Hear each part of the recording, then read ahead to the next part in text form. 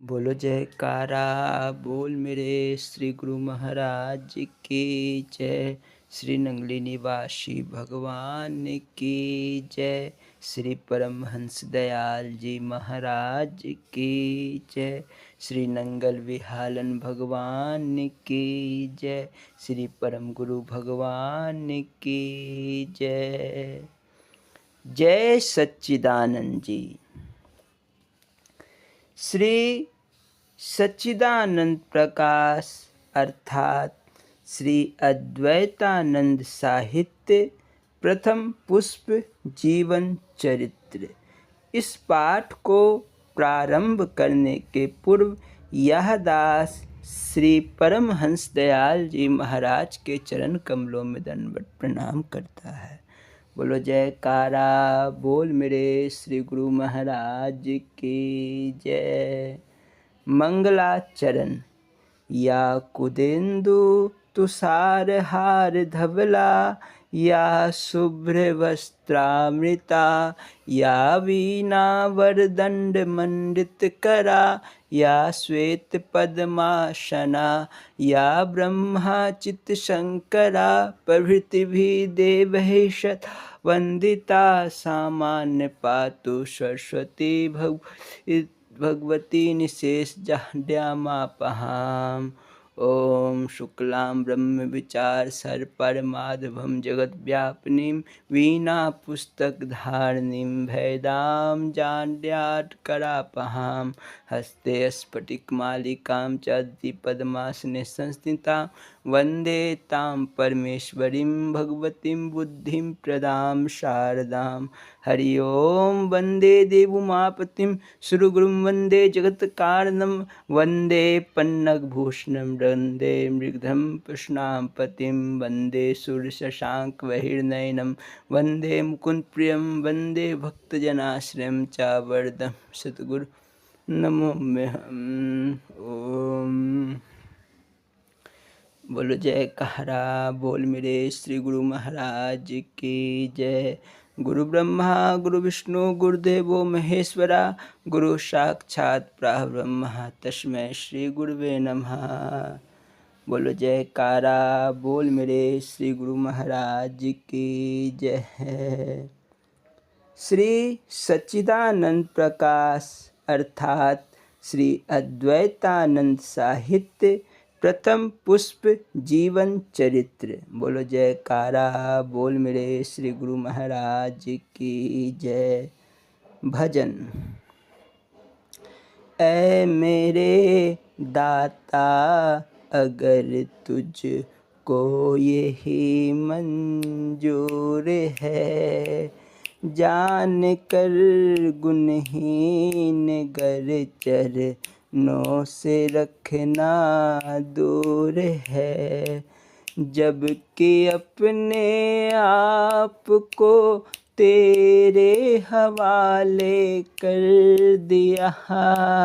नेक बद जो कुछ भी हो मुझको कुछ शऊर है, हर वक्त और हर चीज में तू हर जगह जलवानुमा, जाहरी बातीन में देखा एक तेरा नूर है खुशी मुझको उसी में जो रजा मंदी तेरी, कुछ उजर मेरा नहीं और कुछ नहीं दस्तूर है अगर ठुकरा रही दुनिया तुम्हारे दास को, ओ बंदा तेरी नजर शफकत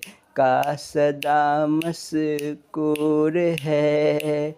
ऐ मेरे दाता अगर तुझको यही मंजूर है। बोलो जयकारा बोल मेरे श्री गुरु महाराज की जय।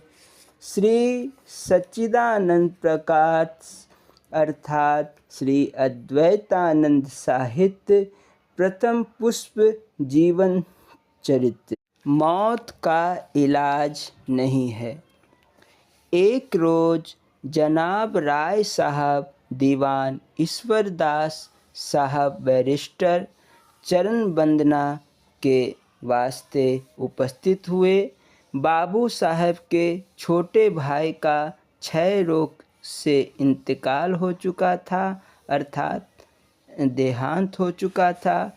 उसकी चर्चा करने लगे और अर्ज किया कि महाराज जी, मैंने हजारों तरह की दवाइयाँ दी, इलाज मुआवजा कराए, उनका कुछ भी असर ना हुआ। क्या दवा वगैरह में कुछ भी असर नहीं होता? श्री महाराज जी ने फरमाया, हमें नकल याद आई। एक हकीम साहब को दवा दारू में बड़ा कमाल हासिल था। हाथ से आरोग्यता यहाँ तक था कि जिस किसी का वह उपचार करते थे वह मरीज न मरता बल्कि ज़रूर अच्छा हो जाता। हिकमत ग्रंथों के 70 ऊंट उनके मरीज उनके हिकमत ग्रंथों के 70 ऊंट उनके साथ रहते थे। एक दफ़ा उनको एक विचित्र स्वभाव के इंसान से मिलने का इत्तेफाक हुआ तो उन्होंने उससे दरियाफ्त किया कि तुम कौन हो? उसने जवाब दिया, मैं यमराज हूँ। फिर हकीम ने पूछा, तुम्हारा क्या काम है और कहाँ जाते हो? उसने उत्तर दिया कि लोगों की प्राण हरण करना मेरा काम है और आज फलाना शख्स की रूह हरण करनी है। हकीम जी ने दरियाफ्त किया कि किस तरह से प्राण हरण करनी है तो उसने कहा कि उस शख्स के पेट में इस तरह का दर्द पैदा करूंगा जिससे वह अच्छा ना हो सकेगा। वह तो यह कहकर गायब हो गया। उधर हकीम साहब ने भी दवा दारू का बक्स संभाला और उस आदमी के पास पहुँचे और नियत समय पर जब उसके पेट में दर्द शुरू हुआ तो उस रोग की विशेष और कारगर दवा देनी शुरू की। गोली, चूर्ण, जोसंदा, खोसंदा, माजुन, लौक सभी कुछ दिया परंतु कुछ असर ना हुआ। मर्ज बढ़ता गया ज्यों-ज्यों दवा की। आखिर 2-4 घंटे दर्द की तीव्रता से तड़प कर मरीज ने अपने प्राण त्याग दिए। अब हकीम साहब को दहशत हुई और सोचने लगे कि जब मृत्यु का होना टाले न टलने वाला है और कोई दवा दारू असर नहीं कर सकती तो फिर हम इलाज किसका करें और ये किताब और दवाएं लादे लादे क्यों मारे मारे फिरे। इसलिए सब सामान को लेकर दरिया के किनारे पहुँचे और पूर्ण इरादा कर लिया कि सबको जल प्रवाहित करेंगे कि उसी वक्त वही अजीब शक्ल और सूरत वाला इंसान सामने उपस्थित हुआ और कहने लगा कि हकीम साहब, यह क्या खब्त सवार हुआ? हकीम साहब ने जवाब दिया कि जब इनसे कुछ लाभ नहीं होता तो इनका असर जाहिर होता है तो फिर इनके रखने से क्या फ़ायदा, क्यों न इनको डुबा दें। उस शख्स ने कहा, यह बात नहीं है कि असर ना हो। ईश्वर ने जिस चीज़ में जो असर रखा है वह असर ज़रूर जाहिर करती है मगर उसी वक्त जबकि असर जाहिर करने का मौका मिले। जिस कदर दवाएं हकीम ने मरीज को दी थी वे सब दिखाकर मौत ने कहा कि जिस वक्त मरीज के गले से यह दवा उतरती थी ये सब मैं लेता जाता था। अब बताइए कि असर किसका जाहिर होता और हकीम साहब को समझा बुझाकर उनके इरादे से रोक रखा। इसी तरह पर जनाब दीवान साहब, असर तो हर एक चीज़ का होता है, मगर जब मृत्यु का समय आता है उस वक्त दवा भी खुराक बन जाती है और बजाय मरीज को शक्ति पहुंचाने के उसके तकलीफ़ को बढ़ावा देती है। बोलो जयकारा बोल मेरे श्री गुरु महाराज की जय। श्री श्री स्वरूप लीला संस्मरण एवं अमृत प्रवचन। बोलो जयकारा बोल मेरे श्री गुरु महाराज की जय। श्री श्री गुरु महाराज जी साभार अद्वैत स्वरूप विवेक दयाल प्रकाश त्रिकालदर्शी ब्रह्म ज्ञानी। इस पाठ को प्रारंभ करने के पूर्व यह दास श्री नंगली निवासी भगवान के चरण कमलों में दंडवत प्रणाम करता है। बोलो जयकारा बोल मेरे श्री गुरु महाराज की जय। भजन।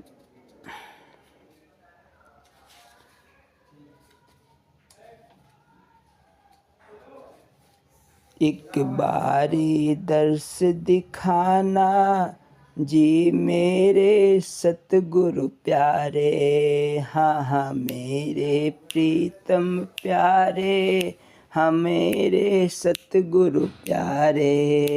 एक बारी दर्श दिखाना जी मेरे सतगुरु प्यारे। दर्शन तेरे कारण साहिबा तरस रहे दो नैन। कर कर याद मनोहर मुखरा रो रो देवे कैन। हाँ हाँ मेरे सतगुरु प्यारे, हाँ हाँ मेरे सतगुरु प्यारे।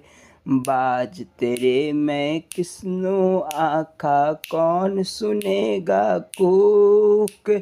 आज जकू का मारे तैनू हरदम उठ दी हो के। हाँ हाँ मेरे प्रीतम प्यारे, हाँ मेरे सतगुरु प्यारे। ऐ दिल दुखी निमानड़ा होया कर कर तेरी याद। क्यों कर मुखरा मोर गए हो मैनू कर बर्बाद। हाँ हाँ मेरे प्रीतम प्यारे, हाँ मेरे सतगुरु प्यारे। दासन दास गरीब पुकारे सुन ले प्राण आधार। सुंदर मुख दी छवि दिखला दे जाबा मैं बलिहार। हाँ हाँ मेरे प्रीतम प्यारे, हाँ मेरे सतगुरु प्यारे। बोलो जयकार बोल मेरे श्री गुरु महाराज की जय। त्रिकालदर्शी ब्रह्म ज्ञानी। श्री परमहंस दयाल जी की आज्ञा अनुसार श्री गुरु महाराज जी चारों ओर नाम की दौलत लुटाकर लक्की मरबत से टेरी वापस लौट आए। उन्हीं दिनों टेरी के समीपस्थ गांव से कुछ प्रेमी जन श्री दादा गुरुदेव जी श्री परमहंस दयाल जी महाराज जी के चरणों में हाजिर हुए और गांव में निर्मित नए गुरुद्वारे के मुहूर्त के लिए विनती करने लगे। श्री परमहंस दयाल जी ने शरीर अस्वस्थ होने के कारण बताया कि श्री बाबा स्वरूपानंद जी को ले जाइए, ये आपको सत्संग सुनाएंगे। श्री परमहंस दयाल जी महाराज जी ने भक्त रामचंद्र जी को भी साथ भेज दिया। अब रास्ते में भक्त रामचंद्र जी सोचते हैं कि श्री परमहंस दयाल जी महाराज जी स्वयं ही आ जाते तो अच्छा था। बाबा स्वरूपानंद जी तो पढ़े लिखे नहीं हैं और श्री गुरु ग्रंथ साहिब में से सत्संग करना इनके लिए मुश्किल ही होगा। लगता है अब इस अवसर पर हमें ही संभालना पड़ेगा। गुरुद्वारे में पहुंचकर जब सत्संग शुरू होने वाला था, पवित्र गुरु ग्रंथ साहिब की हुजूरी में श्री गुरु महाराज जी विराजमान हुए तो भक्त रामचंद्र जी अपने आप को तैयार कर रहे थे कि 2 मिनट बाबा जी बोल ले, फिर हम संभाल लेंगे। सतनाम का सबक पढ़ाने के लिए आए हुए दाता दीनदयाल महाप्रभु के लिए एक ग्रंथ का पढ़ना क्या मुश्किल था। सभी ग्रंथों की रचना करने वाले दाता जी के मुख से लगातार 4 घंटे गुरु ग्रंथ साहिब की वाणी का पाठ सुनकर उपस्थित सभी भक्त मंत्रमुग्ध हो गए। भक्त रामचंद्र जी तो जैसे पलके झपकाना भी भूल गए। उनके मन में जो आपा भाव जगा था, दाता दीनदयाल जी ने उसे भस्म कर डाला। इसके बाद से भक्त रामचंद्र जी आप जी को और श्री परमहंस दयाल जी महाराज जी को एक रूप समझने लगे। भक्त रामचंद्र जी को अपनी भूल का एहसास हो गया।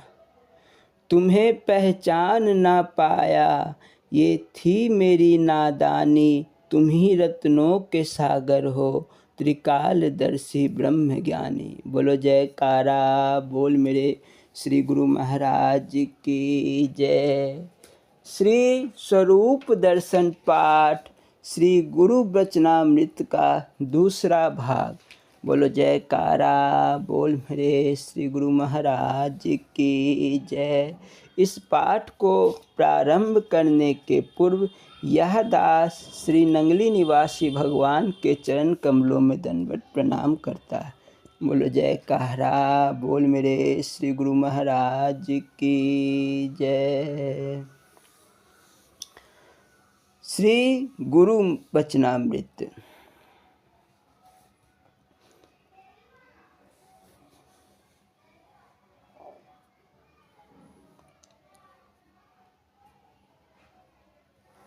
श्री महाराज जी ने आगे कहना आरंभ किया। स्थूल शरीर में पृथ्वी तत्व प्रधान है। मन, बुद्धि, चित्त, अहंकार इसके सूक्ष्म अंश है। इनको ही सूक्ष्म शरीर कहते हैं।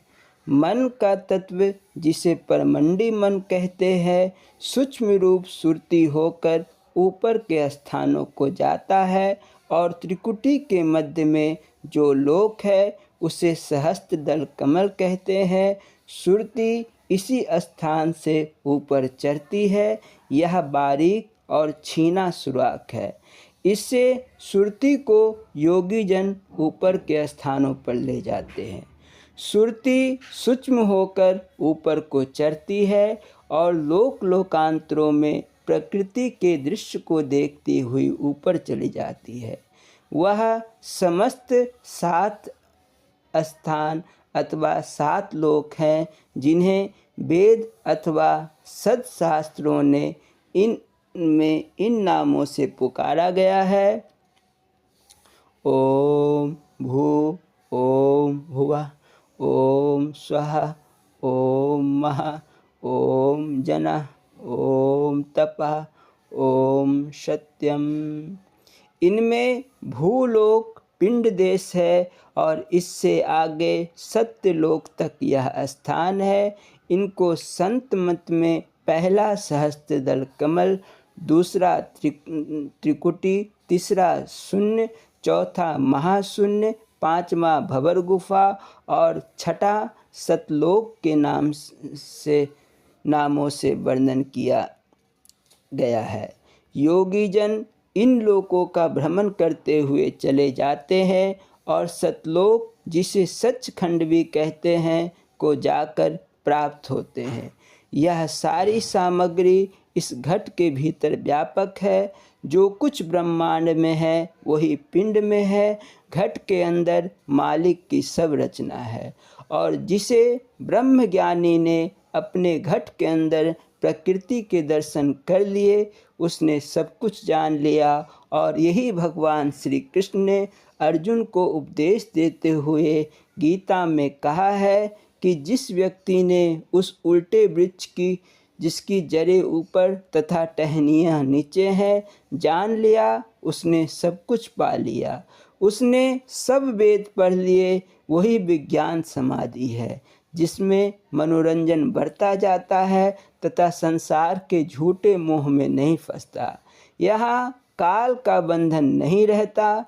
इस स्थान पर पहुंचकर सुरती को बहुत आनंद प्राप्त होता है तथा इस सुख और आनंद से बढ़कर योगी के लिए कोई अन्य आनंद नहीं है। सतलोक में सतपुरुष का निवास है जो विराट स्वरूप है और समस्त ब्रह्मांड उसके रोम रोम में व्यापक है। अधिक रहस्य प्रकट करना उचित नहीं। इससे आगे 3 स्थान और हैं जिन्हें अगम, अलख तथा अनामी लोक भी कहते हैं। यह अंतिम स्थान आत्मा का स्थान है। इसे निर्वाण पद भी कहते हैं। यहाँ वाणी कुछ वर्णन नहीं कर सकती। अगम तथा अलख की माया भी बहुत बलवान है। यहाँ कई ब्रह्मांड भी स्वामी की आज्ञा अनुसार विद्यमान है। प्रत्येक ब्रह्मांड का पृथक पृथक सूर्यमंडल है। अनेकों पृथ्वियाँ, अनेकों आकाश तथा तारामंडल है। सृष्टियों का बेअंत विस्तार है। असंख्य ब्रह्मा तथा इंद्र है। यम तथा काल और लोकोपाल असंख्य है। साधु महात्माओं के समूह ईश्वर की भक्ति में तत्पर है। प्रभु की महिमा का कहीं पारावार नहीं पाया जा सकता। ब्रह्मांड की रचना बड़ी अद्भुत है। कहाँ तक वर्णन करूँ? वाणी वर्णन करने में असमर्थ है। इतने बड़े विशाल ब्रह्मांड भूमि में इस पृथ्वी की गणना इस मरुभूमि में एक रेत के कण के समान है। फिर मनुष्य को तो सागर में एक बूंद कहना भी दैव उपयोग है। ओहो, इतना बड़ा विशाल ब्रह्मांड! इस स्थान पर पहुंचकर श्री महाराज जी चुप हो गए और उन्होंने नेत्र मूंद लिए। उनके मस्तिष्क से पता चलता था कि वह प्रकृति के अत्यंत सूक्ष्म गहराइयों में खो गए हैं। 2-3 क्षण तक उनकी यही अवस्था रही और फिर बोले, गुरुमुख प्रेमी, यहाँ पहुंचकर संत जन बेअंत बेअंत पुकारते हैं। कहाँ तक कहूँ, इन महान दृश्यों को देखना विशाल हृदय तथा महान व्यक्ति का ही कार्य है। इतना विशाल ब्रह्मांड कभी स्वप्न में भी किसी मनुष्य के नहीं आ सकता। इस ब्रह्म मार्ग पर जाने के लिए विशाल हृदय की आवश्यकता है और इसके साथ ही प्रभु मिलन की प्रबल जिज्ञासा। भला वह व्यक्ति जो इस तुच्छ संसारों के विषय विकारों में लिपटा हुआ है और बिस्तर के कीड़े के समान इस विष में लीन है, वह इस मार्ग पर कब चल सकता है? प्रथम तो संसार के विषयों से निकलना ही कठिन है। यदि कोई तनिक इससे ऊपर उठे तो उसकी दृष्टि स्वर्ग पर आकर जम जाती है। भला कोई उसे बुद्धिमान से पूछे कि यह स्वर्ग भी एक प्रकार का विषय ही तो है, इसमें मन लगाकर कौन सा बड़ा काम किया? स्वर्ग के सुखों को भोग कर भी पृथ्वी पर फिर से आना है। यदि ज्ञानी पुरुष को स्वर्ग भी मिल जाए तो यह भी उसके लिए दंड है, अतः ज्ञानी को इससे भी ऊपर जाना है। यहाँ ठहरना उसका कार्य नहीं, क्योंकि आदर्श बहुत ऊंचा है और उसने निर्वाण पद को प्राप्त करना है। यदि वह मार्ग में फंस गया तो फिर से जन्म मरण के बंधन में आ गए। योगी जन सब आग्रहों और उलझनों को छुड़ाते हुए आगे बढ़ जाते हैं और फिर मार्ग में भटकती हुई आत्माओं को अपने साथ आगे ले जाने की इच्छा करते हैं। उन आत्माओं को आगे ले जाने तक की जो प्रसन्नता संत जनों को प्राप्त है वह वर्णन से परे है। उन पर सच्चे स्वामी की कृपा होती है। इसीलिए सच्चे संतों का परोपकारी जीवन है। मनुष्य माया के विषयों में फंसे हुए संत का स्वांग भरते हैं। परम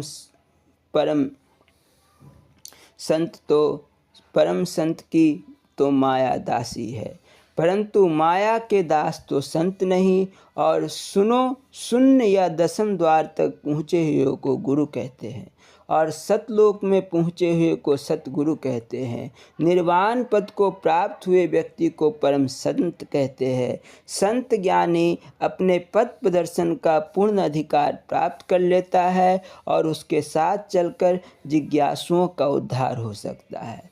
वही अंतर्गत प्रति में उनका पथ प्रदर्शन भी कर सकता है। यही सतगुरु की पहचान है। यहाँ पहुंचकर स्थूल तथा सूक्ष्म में कोई अंतर नहीं रहता और जन्म मरण के बंधन से स्वतंत्रता प्राप्त हो जाती है। काल की गति से परे उसकी स्थिति हो जाती है। उसकी अंतर्गत वृत्ति सदा अटूट रहती है। बस तुमने समझ लिया होगा कि हम इस ब्रह्म मार्ग को 3 भागों में बांट सकते हैं: पिंड देश, ब्रह्मांड देश और दयाल देश। इन तीनों लोकों का वर्णन मैंने संक्षेप में कर दिया है। इसके पश्चात विज्ञान मार्ग की समस्त समस्याएं जिनका एक साधक को प्रत्येक लोक में अलग अलग सामना करना पड़ता है, विस्तार के साथ श्री महाराज जी ने वर्णन किया, परंतु उनको गुप्त रखने का आदेश दिया। तब श्री महाराज जी ने मुझे गाड़ी पर जाने की आज्ञा दी और दूसरे महात्मा जी से कहा कि इनको टिकट लेकर गाड़ी पर बिठा लाओ। हम दंडवत प्रणाम करके स्टेशन की ओर चल दिए। टिकट घर की खिड़की खुली थी। महात्मा जी ने टिकट लिया और मुझे दे दिया, परंतु मेरे बार बार कहने पर भी पैसे नहीं लिए। प्लेटफॉर्म पर पहुँचे तो गाड़ी आ गई और मैं महात्मा जी को नमस्कार करके गाड़ी में बैठ गया और मन में कई विचार आने लगे कि यह गाड़ी कौन सी है, 1 बजे वाली गाड़ी कब निकल गई होगी।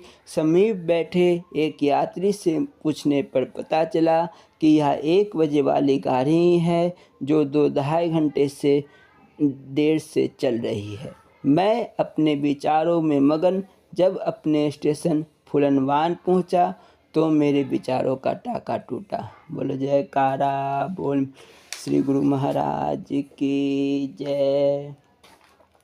स्वामी हीरानंदपुरी जी महाराज जी की लीला संस्मरण एवं अमृत प्रवचन। बोलो जयकारा बोल मेरे श्री गुरु महाराज की जय। भजन। तुम अगर बख्श देने का वादा करो, मैं सदा आपकी दीद पाता रहूं। तुम हमेशा नजर के रहो सामने, मैं सदा आपकी गीत गाता रहूं। तुम अगर अपना चाकर बना लो मुझे, अपने चरणों से गर तुम लगा लो मुझे, भूल जाऊं मैं सारे जमाने का गम और उम्र भर सदा गुनगुनाता रहूं।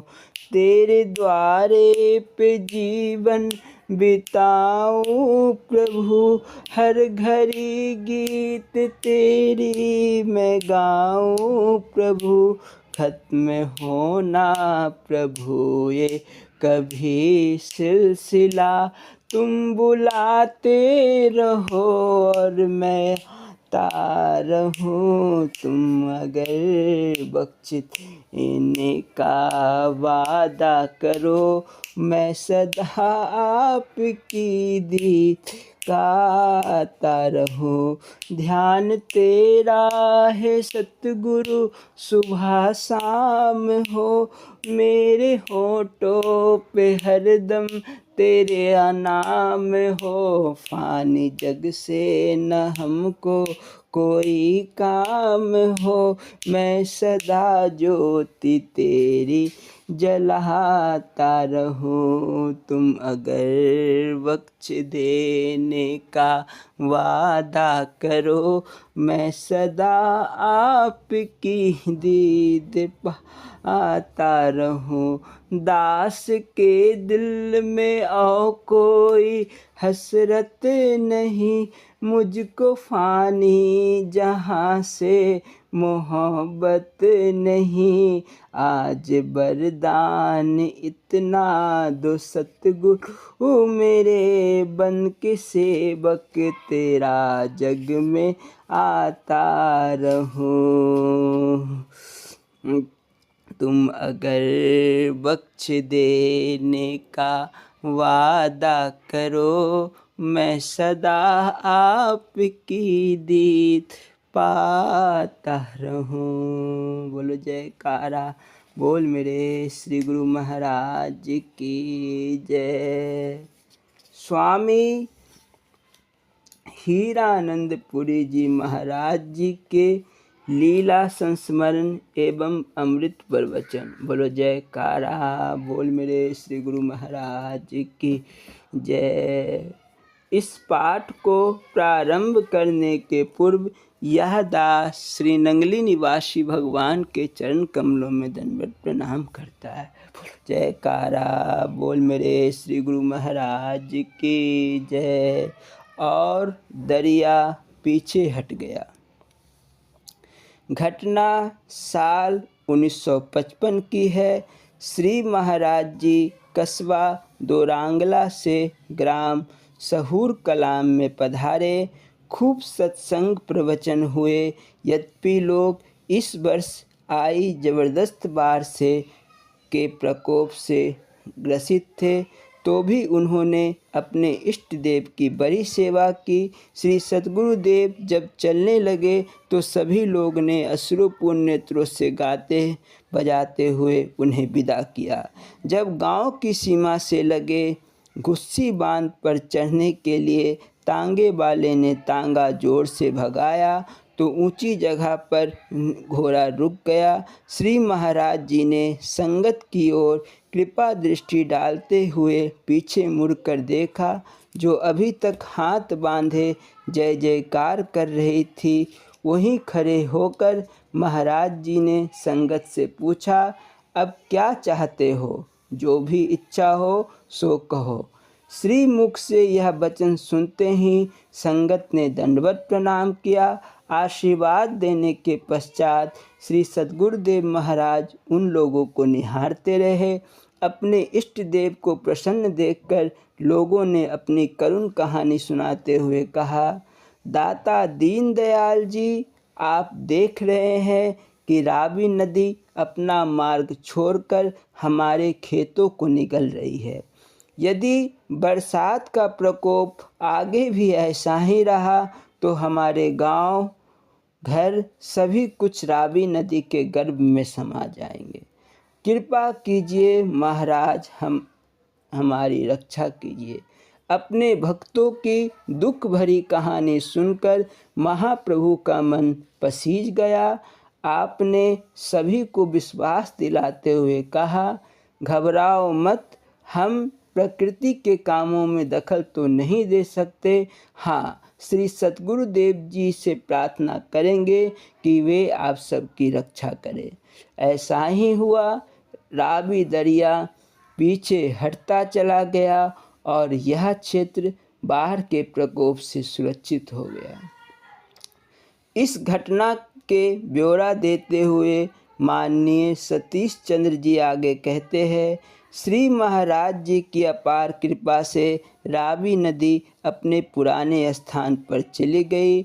महाराज जी के इस आशीर्वाद से क्षेत्रवासी इतने प्रभावित हुए कि जब कभी सत्संगी लोग नंगल आश्रम में दर्शन लाभ के लिए आते थे तो दूसरे लोग जो सत्संगी तो ना थे परंतु श्री महाराज जी की शक्ति से प्रभावित थे, अन्न तथा धन द्वारा सेवा करके अपनी श्रद्धा प्रकट करते थे। बोलो जयकारा बोल मेरे श्री गुरु महाराज की जय।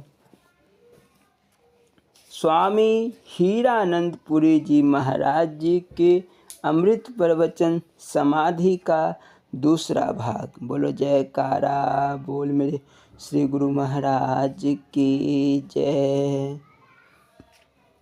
कुछ दिनों के लिए श्री गुरु महाराज जी अमृतसर पधारे हैं। यहाँ तो कीर्तन की छटा न्यारी है।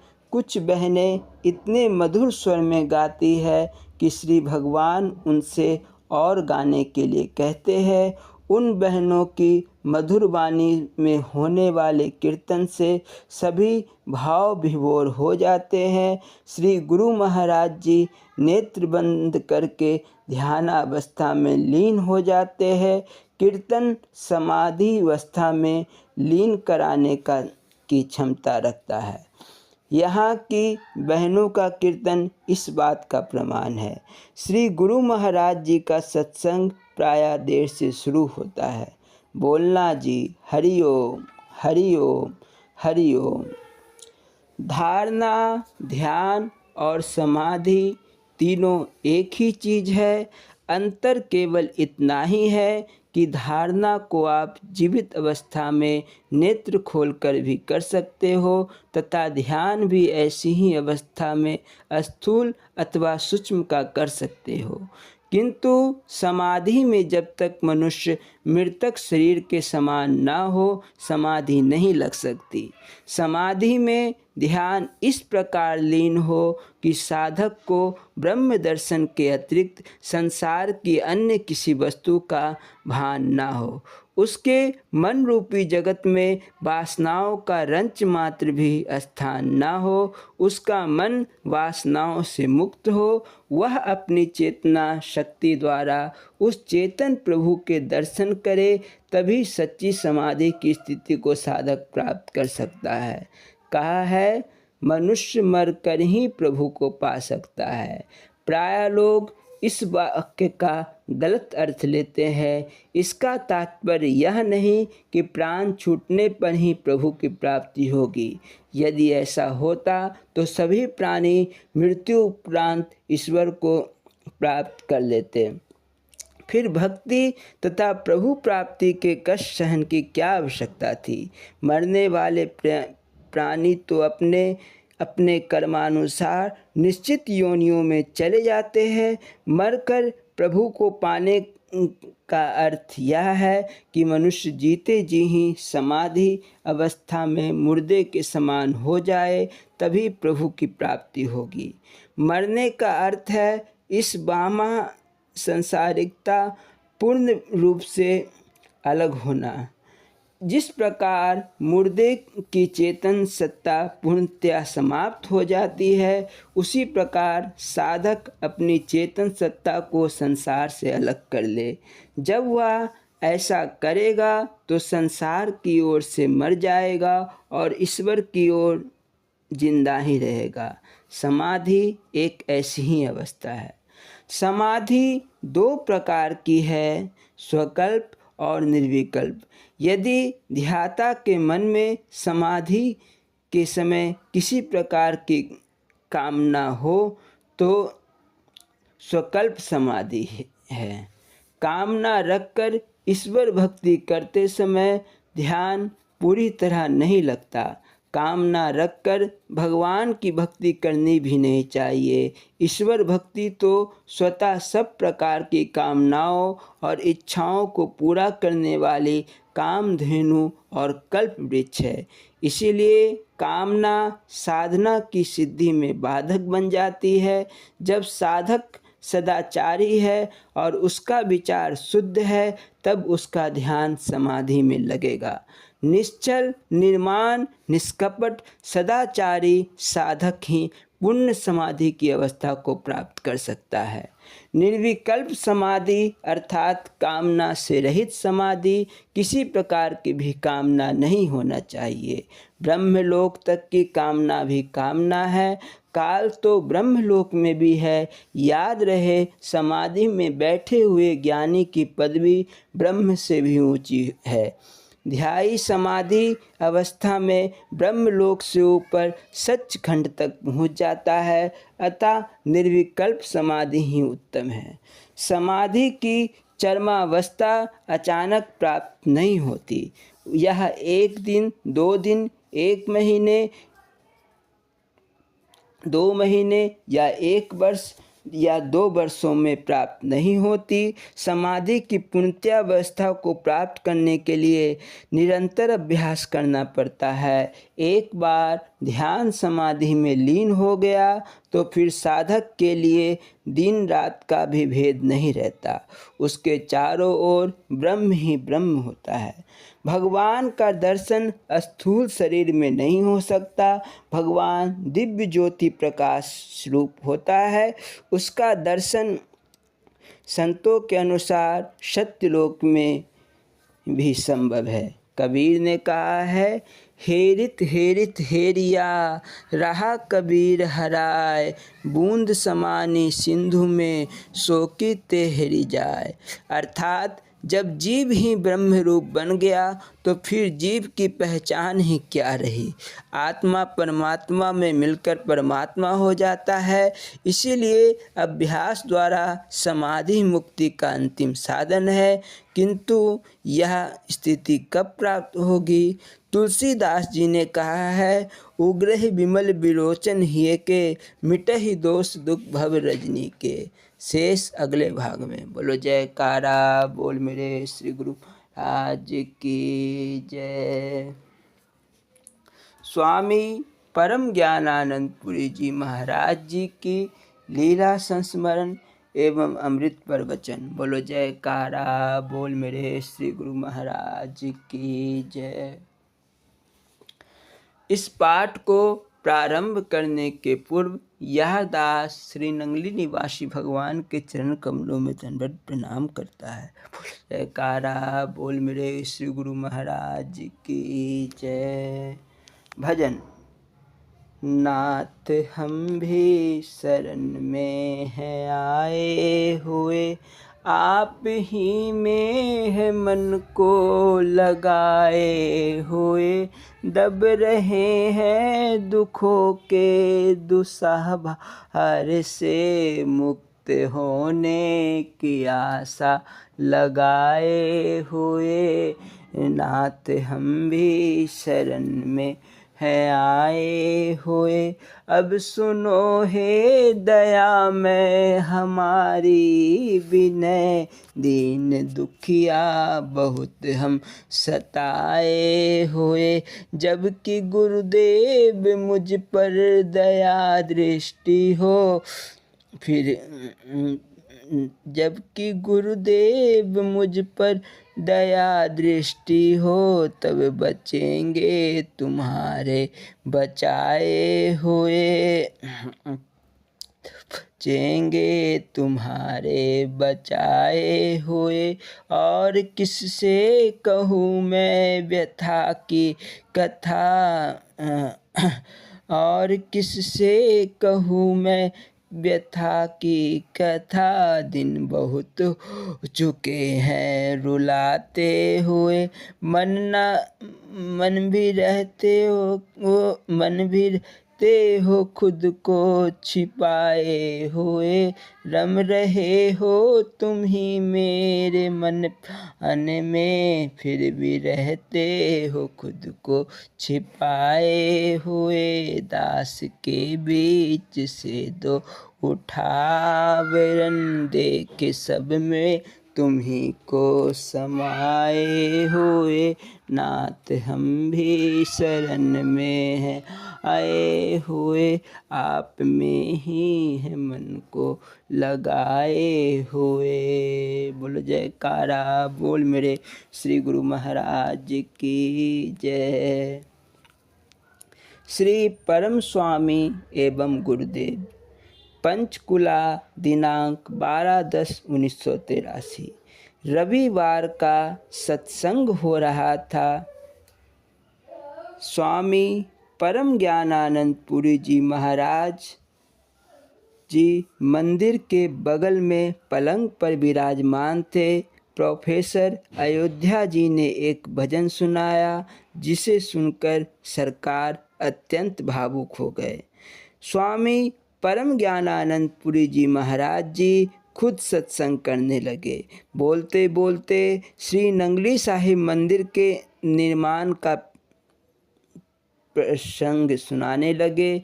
गेंदा राम के आग्रह पर कैसे कैसे गुरुदेव नंगली पहुँचे थे वह सब सुनाते हुए स्वामी परम ज्ञानानंद पुरी जी महाराज जी ने फरमाया, एक दिन एक अघोरी साधु नंगली में गेंदा राम भक्त के घर पहुंचा। उसके हाथ में कटार थी जिसमें खून लगा हुआ था। वह साधु अत्यंत घबराया हुआ था। उसने खुद को गेंदा राम से छिपाने को कहा। गेंदा राम डर गया कि शायद वह आदमी कोई हत्या करके छिपना चाह रहा था। उसने उसे ठहराने से ऐतराज़ किया। तब साधु ने कुछ खिलाने को कहा। उसे रोटी दी। हाथ पर लेकर ही उसने रोटी खाई। बोला कि तुम तो मुझे ठहराने से डर गए ना। मैं कोई अपराधी थोड़े ही हूँ। भविष्य में तुम्हारे यहाँ भृगु ऋषि आएंगे जहाँ उनका विशाल मंदिर बनेगा।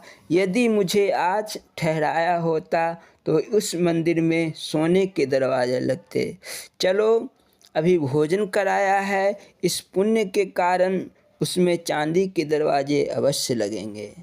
जब नंगली साहिब मंदिर के दरवाज़ों में चांदी की पत्थर चढ़ने लगी तब गेंदा राम ने उस अघोरी बाबा की बात हमें बताई। वहाँ कई और महात्मा थे। गेंदा राम की बात सुनकर हम सभी रोने लगे कि क्यों नहीं उसने उस बाबा को यहाँ ठहरने दिया था। यह सब कहते कहते स्वामी परम ज्ञानानंद पुरी जी महाराज जी का चेहरा एकदम भावावेश से लाल हो गया। उन्हें अपने गुरुदेव दाता दीनदयाल श्री नंगली निवासी भगवान की याद कर महाभाव हो आया। उनकी आंखों से अश्रु बूंद झरने लगी। भाई अतुलानंद जी रुमाल से आंसू पोंछने लगे। उनका पूरा शरीर कांपने लगा। बोली निकलने से रही, फिर तो सारी संगत डर गई। महाराज जी को उठाकर कमरे में सुला दिया गया। वे घंटों तक भाव समाधि में डूबे गए और वह अपूर्व भावदशा अब भी भूले नहीं भूलती। सरकार उस वक्त उत्तर मुख अपने पलंग पर बैठे हुए थे। उन दिनों उनकी तबीयत ठीक नहीं थी। अद्भुत प्रेम था उन्हें अपने गुरुदेव श्री नंगली निवासी भगवान के प्रति। बोलो जयकारा बोल मेरे श्री गुरु महाराज की जय। स्वामी परम ज्ञानानंद पुरी जी महाराज जी के अमृत प्रवचन। मन के मते न चालिए मन पक्का यमदूत। धारीवाल पंजाब में दिनांक 3/11/1976 को दिया गया प्रवचन का दूसरा भाग। बोलो जयकारा बोल मेरे श्री गुरु महाराज की जय। इस पाठ को प्रारंभ करने के पूर्व यह दास स्वामी परम ज्ञानानंद पुरी जी महाराज जी के चरण कमलों में दंडवत प्रणाम करता है। बोलो जयकारा बोल मेरे श्री गुरु महाराज की जय। आत्म कल्याण की जिज्ञासा को लेकर आए हुए प्रेमियों बोलना हरि ओम हरि ओम हरि ओम। तुलसीदास से किसी ने कहा, आप भगवान के बड़े भक्त हैं, हमें भी भगवान दिखा दीजिए। महाराज उसकी बात समझ गए।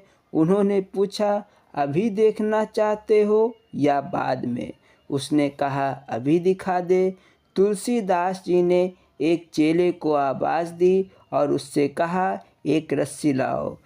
जब वह रस्सी से ले आया तब वे बोले, इस भगत का हाथ पांव बांध दो और इसे कुएं में लटका दो। उसने वैसा ही किया और उस व्यक्ति को कुएं के पानी में डुबाता गया। उसका पूरा मुंह पानी में चला गया। जब तक सांस रोकी जा सकती थी उसने रोकी, किंतु बाद में वह छटपटाने लगा। तुलसीदास जी ने अब उसे बाहर निकलवाया। उस व्यक्ति ने तैश में आकर कहा, आप भगवान को दिखा रहे थे या मेरी जान ले रहे थे? उन्होंने कहा, यदि भगवान को अभी देखना चाहते हो तो अपने अंदर इतनी ही बेचैनी और तीव्र इच्छा पैदा करो जैसे पानी से निकलने के लिए तुम्हें हो रही थी। वैसी बेचैनी तुम जब भी पैदा कर लोगे, काम उसी वक्त बन जाएगा। ऐसी इच्छा जिस वक्त कर लो, कहीं भी कर लो, भगवान अवश्य दिख जाएगा। अब ये तो समझाने की शैलियाँ है, सोचो तो ज़रा उसकी वह छटपटाहट कैसी थी, कितनी थी। उस वक्त मान अपमान, लोभ मोह, ईर्ष्या द्वेष या किसी प्रकार की इच्छा का नाम मात्र भी था उसमें? किसी प्रकार जान बचे, पानी से उबर सके, केवल यही तो चाहना थी उसकी। इसी प्रकार जब हृदय में इतनी तीव्र लगन पैदा हो जाए कि भगवान के सिवा कुछ रहे ही नहीं, मन की कुल वासनाएं केवल उसी की ओर केंद्रित हो जाए, वह सत्य तत्काल प्रकट हो जाएगा जिसके जीवन में भी वह प्रकट हुआ। वैसी स्थिति बनने पर ही तो हुआ। अब अंदाज़ा लगा लो अपनी स्थिति का। अभी तो एक तरफ कोटे से चीनी प्राप्त करनी है और दूसरी तरफ भगवान के जन्मदिन के जलसे में जाना है। सच कहो, किधर जाओगे, कोटा लेने या जन्मदिन मनाने? अपनी परीक्षा आप ही कर लो कि तुम्हारे हृदय में भगवान के लिए कितना प्रेम, कितनी छटपटाहट है। भगवान का नाम है वाह दौला शरीफ। वह अपने मुकाबले में दूसरे को नहीं रखता। उसकी सानी दूसरा कोई हो ही नहीं सकता। अगर कोई दूसरा उसके मुकाबले में रह गया तो वह हरगिज नहीं आ सकता। तुम तो सुन ही चुके हो, मिटा दे अपनी हस्ती को, अगर कुछ मर्तबा चाहो, निकाला दो अपने मैंपन को। अपने मैं को, अहम को ख़त्म कर दो, अभी वह भगवान प्रकट हो जाता है। तनिक भी देर नहीं लगेगी, वह तो प्रकट ही प्रकट है। कहते हो भगवान आओ, किसे कहते हो आने को? जो सर्वव्यापक है वह कहाँ से कहाँ आवे, कहाँ वह नहीं है जहाँ आवे। उस घट घट व्यापी ब्रह्म में आने जाने की क्रिया ही कहाँ है। यह दीवार जैसी ठस है, वह प्रभु इससे भी ज़्यादा ठस है। उदाहरण के लिए कपड़ा और सूत को ले सकते हो। यदि कपड़े से सूत निकाल दिया जाए तो उसका अस्तित्व भी कहाँ बचता है। दुनिया के सारे जीव मिलकर ठीक इसी प्रकार भगवान बनते हैं जैसे सूतों को मिला देने से यह चादर बनी है। यदि चादर से सूतों को निकाल दो तो चादर कहाँ रहेगी। चादर का अस्तित्व तो सूतों से है। ईश्वर या प्रभु तुमसे भिन्न तो है नहीं। उन्हें पाने के लिए बेकार पागल बने चलते हो। वे दिखाए परे ना परे, मिले ना मिले, इससे क्या। वे तो प्राप्त ही प्राप्त है। केवल भ्रम का पर्दा पड़ जाने से उनकी प्रतीति नहीं हो पा रही है। मैं अरु मोर तोर तय माया।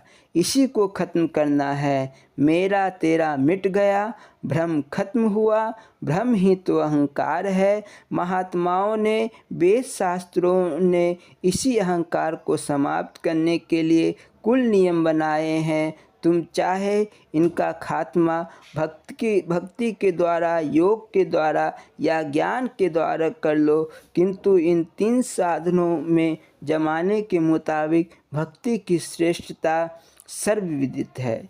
यह भक्ति भी कई प्रकार की हो सकती है। तुम्हारा मतलब गुरु भक्ति से ही सिद्ध हो सकता है। तुम चाहे लाख तीर्थ व्रत जब तब कर लो, अंतिम मुकाम गुरु का दर ही है। बिना गुरु के पास गए तुम्हारा मैं मिट नहीं सकता। इसके लिए तुम्हें अपना सर्वस्व गुरु के हवाले करना ही होगा, और इस सर्वस्व अर्पण का भी कोई अहंकार तुम्हें नहीं करना होगा। तन मन दिया तो भला किया, सिर की जासी भार, जो कबहू कहे मैं दिया तो बहुत पड़ेगी मार। सर्वस्व दिया जाता है मैंपन को मारने के लिए।